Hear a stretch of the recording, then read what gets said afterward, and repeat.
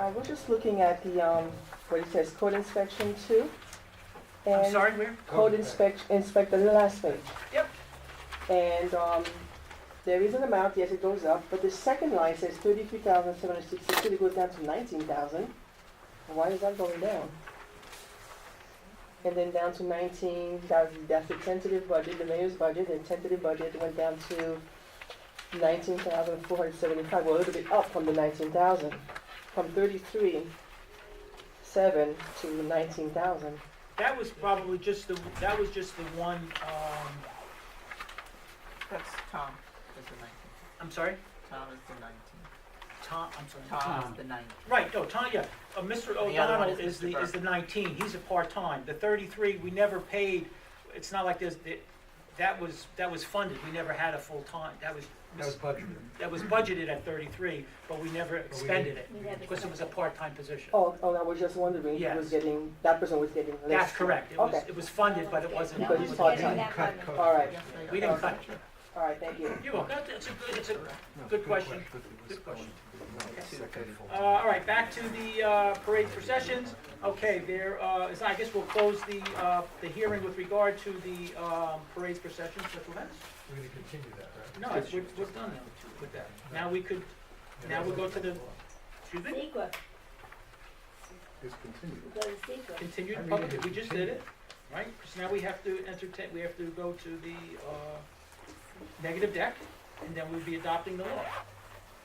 Am I missing something? There's no, I don't think it's in there, Jen. it's not in the agenda. It's not. I didn't read it that way. All right. For some reason, I We'll read it that we continue. were going No to problem. adjourn it based on whatever comments we heard today. It says Now, we may continue. want to rethink certain aspects of it, Fine. so. We'll continue it to I the think we April should 26th continue it. meeting. Do we hear a motion to do that? Motion to continue. I'll second. Thank you, consideration. trustee Miller, thank you, trustee Valentine for the second. All those in favor? Aye. I oppose, there being none, thank you very much. Thank you. I'll move resolution, and that, now it's 21, right? Because the other one would be 20. Correct. So I'll move resolution 2018-21 to adopt a negative deck under secret. No. No. The negative deck. That on was for the secret parades is law. for the parade law. Yeah, what we're doing next, Deputy Mayor Brock, is resolution 2018-21 is for the sidewalk. Because we're adjourning Okay. to the 26th, we won't adopt the negative deck on Then now secret. becomes 20? What is it? Keep the numbers the way, keep the number the way they are. All right. Keep the number the way they Then are. I'll move resolution 2018-21 to award a bid for the sidewalk installation on Howard Crescent not to exceed $125,000. I'll second. Great, thank you, Deputy Mayor Brock, for the motion, thank you, trustee Cohen, for the second. All those in favor? Aye. I oppose, there being none, thank you very much. I will next entertain a resolution 2018-22 approving the abstract of audited claims. I would move that the funds set forth on pages 1 through 4 in the abstract dated March 22nd, 2018, in the aggregate amount of $141,600 to $141,602.25. That's the wrong one. The wrong one. That's the wrong one. He got it. Keep changing the numbers. It's a text, it's a You text. can't blame that on Mr. O'Donnell's salary on that It's a one. text. 149,685,046 6. cents. Okay. 46 cents. By the village treasurer. I'll second it, Mr. Mayor. Thank you, trustee Miller, for the motion, thank you, trustee Valentine, for the second. All those in favor? Aye. Opposed, there being none, thank you very much. Okay, next, we open up the floor to public discussion on anything and everything else that you wish to speak to us about. Again, you know the drill, name and address for the record. We would just ask people one at a time. Ask your question first, and then if you have a second question, just kind of wait till the next go round. Mr. Liegelson, name and address for the record, please. Jerry Liebelson, 31 Midway Road. At the workshop, I heard something about the Rampo Tax Assessor's Office making a request to access, I wasn't clear, certain village records or media or something and the request was denied. Could you just explain what was this information being requested? we have a program called Unicity in the village, which is a program that's utilized by the tax department, by the building department, code enforcement, that tracks various properties within the village. If there's outstanding permit, if there's any fines, any fees. It's basically a property record card of the property. And the tax assessor in Ramapo wanted to have access to that platform so that they could see what the current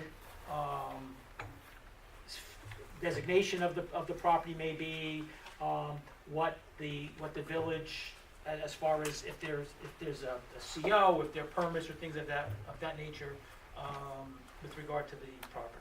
We felt as though that it's really not appropriate for any outside agencies to be monkeying around with our software. While it is public record and things of that nature, limiting the access to just village personnel was more for security than They anything else. wanted to use Because their ID.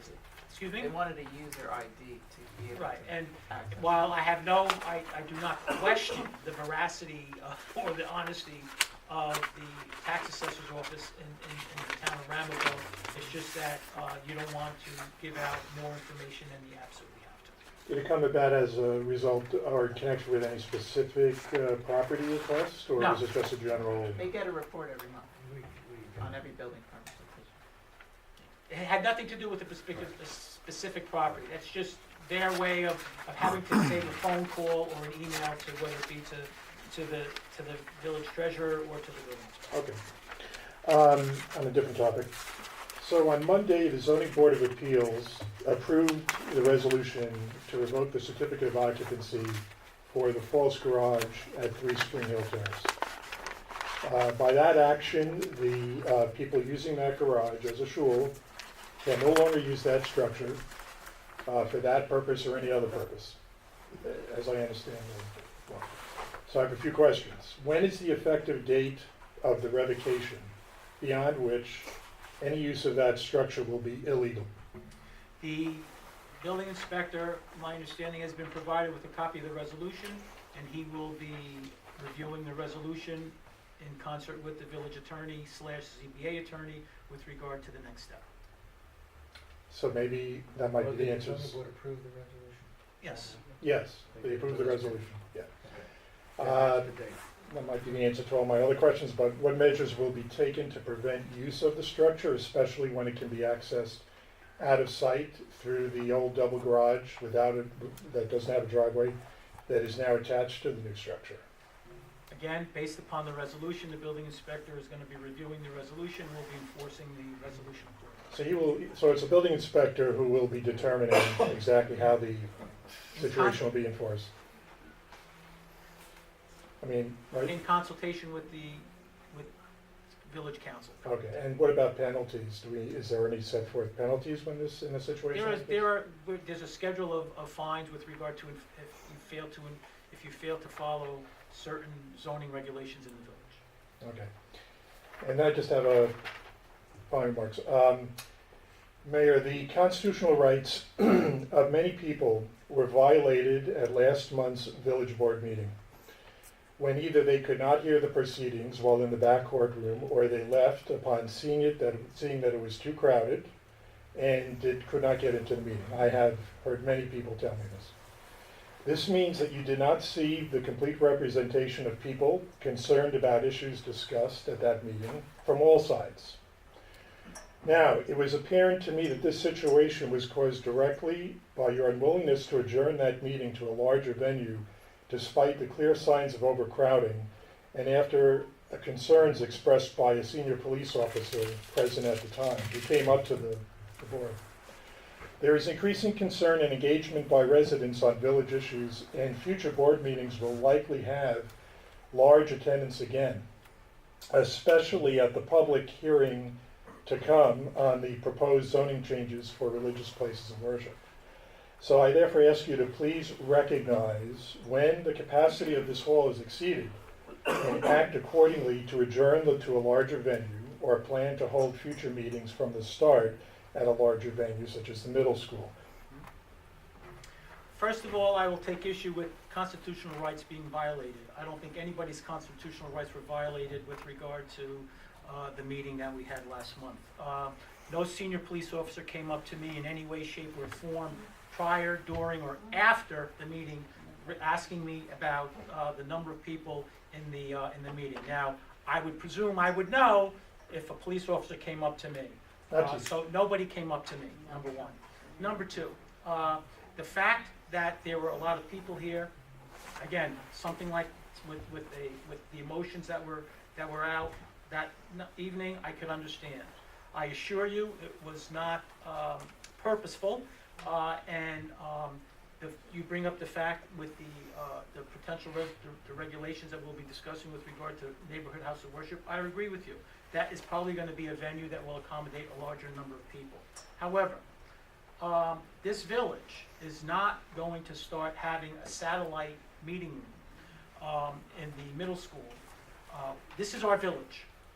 We have our meetings here, and for the most part, they're civilized and they're controlled, and everyone has an opportunity to speak, and not one person left here that I'm aware of that tried to speak and I told them that they couldn't or that they were unable to speak. If someone left, it was at their choice.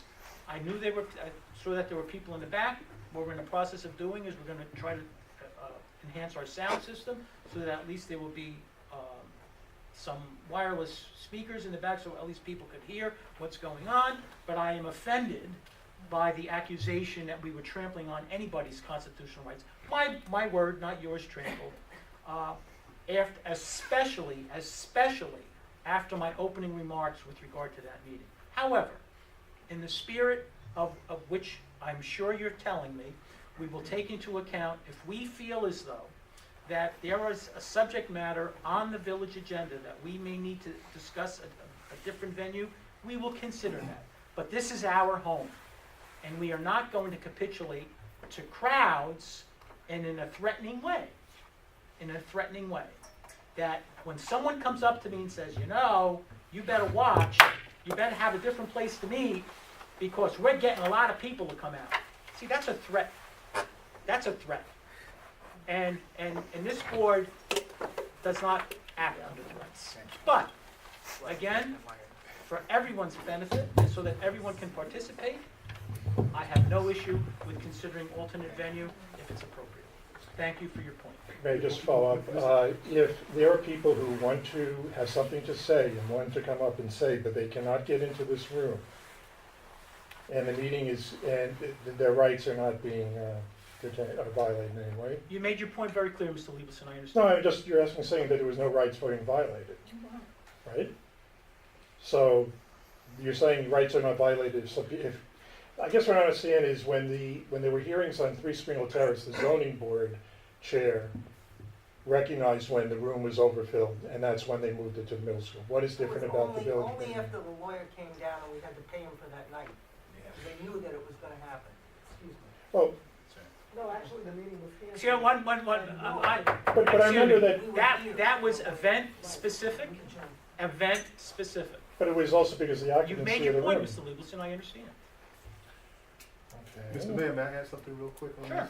this? The supervising police officer on that day did say to me that this room was not in violation of any occupancy code at all. He mentioned that to me. Really? Yes, he did. He His mentioned that to body me and right facial here. mannerisms seem to say a whole lot He different. said that very clearly to me right here, that Well, we were not Mr. in Lieberson, violation of any occupancy code. There are more than He did that. 120 people. So I just want to let you know. that that's what- Okay. I appreciate the I fact hear that you. you I tried accept to what you're read saying. people's, I won't. thank you. He also spoke to the police If anybody would have said anything. No, I'm sorry, anyone else wish to speak? it wasn't a problem. There being none, we'll close the No, public. no, no. I got No, one I'm sorry, question. Mr. Verso, I'm sorry. Wait, I just. When you first started the meeting, you said that, After we. I'm sorry, Tony Averso, 40 Wilshire Drive. Yep. When you started the meeting, you said you sent a letter to the police and the Ramapo bus company for the schools and so No, forth? East Ramapo School Board, Okay. not Well, the bus I'd company. like to give you something that might help you. I made 3 copies.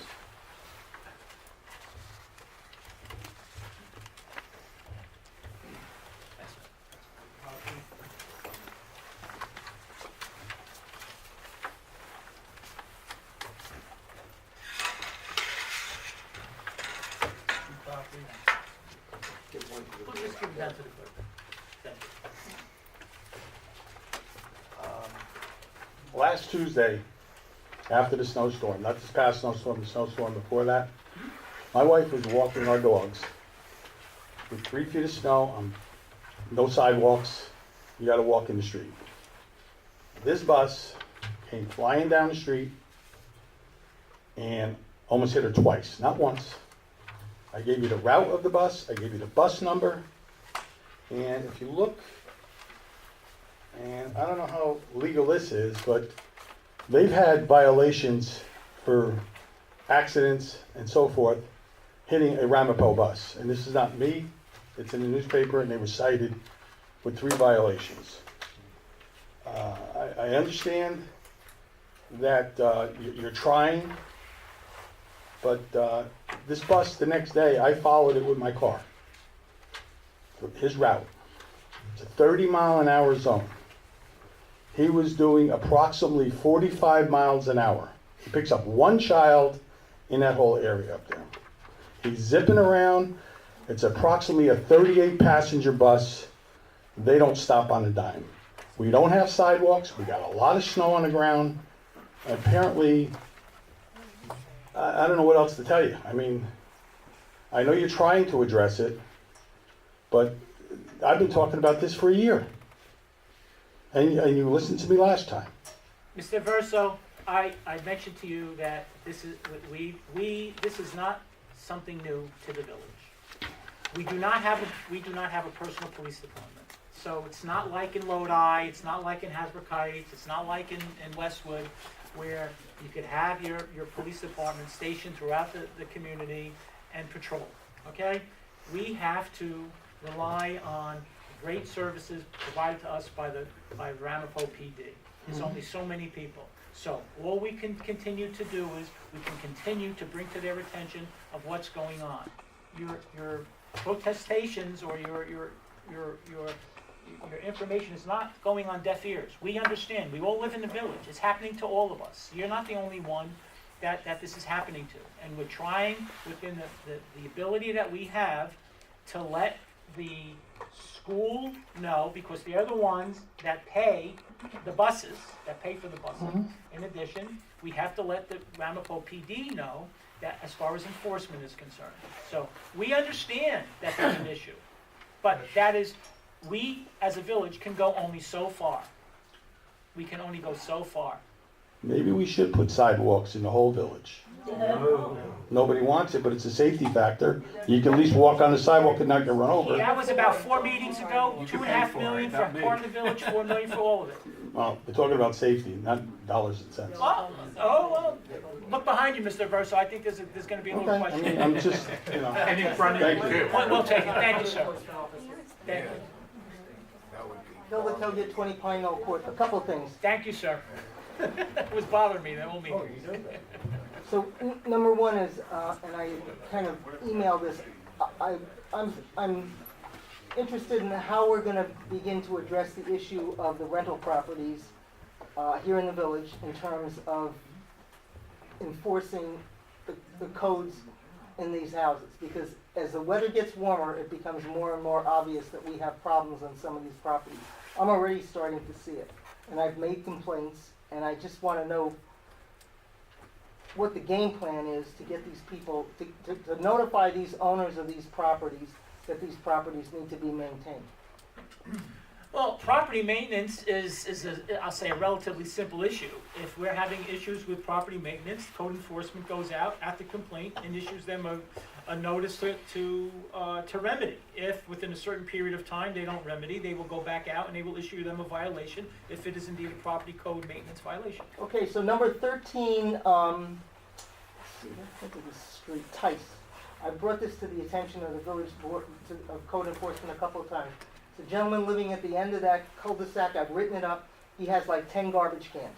The garbage cans never move back to his house. They're just displayed at the end of the cul-de-sac.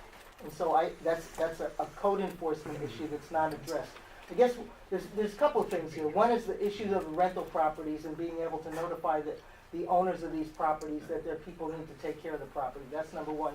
And number two, is that when I complain about some of these things, I never, it's obvious that nothing's been done, because the garbage cans are still there.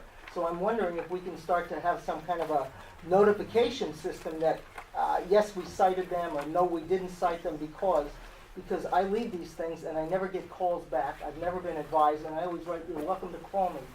And it's apparent that some of the stuff is not being addressed. And I don't wanna start listing, but that's my experience. No, well,